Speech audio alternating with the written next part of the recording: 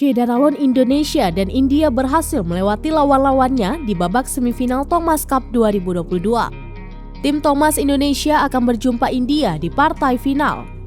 Indonesia berhasil mengalahkan Jepang dalam babak semifinal yang berlangsung di Court 2 Impact Arena Bangkok, Thailand pada Jumat 13 Mei 2022 malam waktu Indonesia bagian Barat.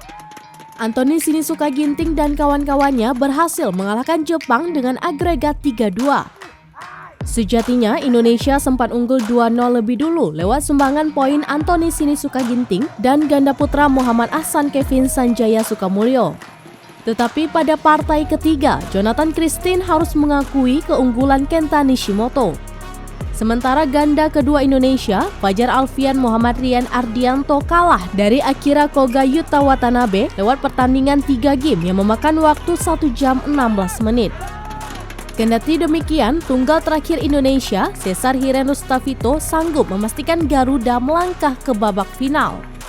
Vito, sapaan akrab Cesar Hiren, sukses menang straight game atas Kodai Naroka dengan skor 21-17, 21-11. Ini merupakan ke-20 kalinya Indonesia sanggup lolos ke babak final Piala Thomas.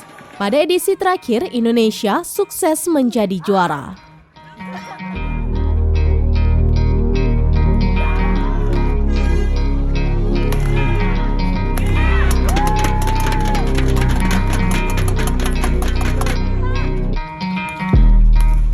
Ay!